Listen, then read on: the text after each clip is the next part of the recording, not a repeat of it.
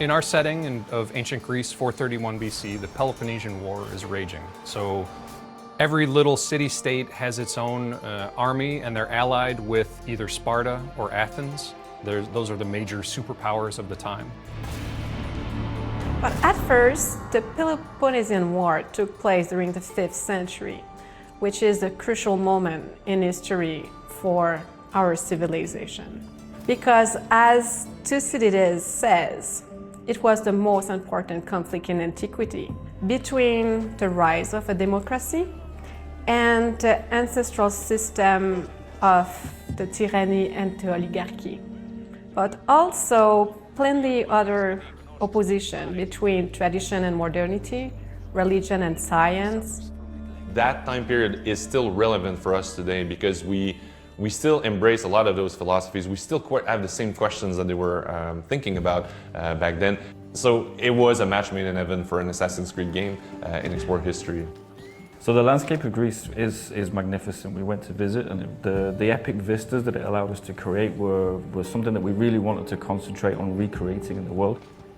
Greece is made out of 85% of mountains, so it's a very mountainous landscape, which is great, by the way, because it's creating tons of layering, so we could play with fogs and mist to create a very unique ambience. It also plays with the sensation of the Odyssey as well, because there's always the sensation of what's beyond the next mountain range, what am I going to get when I go there? You always get a really cool view as you come over the hill and you see the next region lay out in front of you. That really reinforces the sense of you being on your own Odyssey. For us, Greece needed to be colorful and very lush because that's what most people have in mind when they think of that amazing land. We pushed saturation and colors quite a lot in our game, even though we had different biome also in it. So we knew that this world was going to be huge, so it was super important to make sure that we kept it interesting for the players. So as they go from region to region, it's not always just the typical picture of Greece. We saw snow-capped mountains and we saw lush spring valleys and things, so we wanted to really recapture that and make sure that we gave that to the player when they went on their journey. Reconstructing ancient Greece was quite a challenge.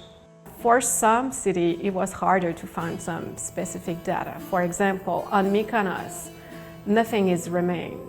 So it was quite hard to reproduce exactly the city as it was during antique time. The big challenge was the chaos that the Greeks used to build their cities. There was no urban planning as we know it today, so we needed to try and embrace that chaos.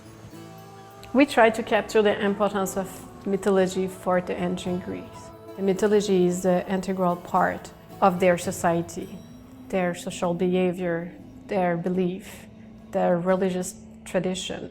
Mythology also inspired them in their art, in their decoration of their temple. Also, mythology was used during that time period as a political propaganda. So again, it comes down to a lot of research and working very closely with the historians to make sure that the actions and the behaviours of what people are doing in the world is credible to our time period. So the meteorite system is still present, people still live their own lives, they have their own schedule.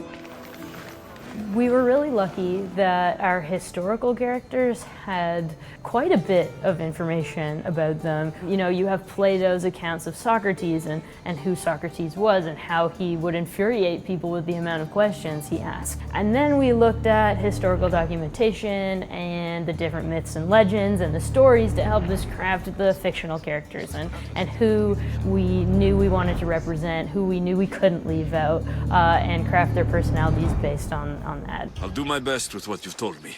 Good luck. The heroes of the past, the legends, the myths, the philosophers, it is an amazing cultural setting to explore.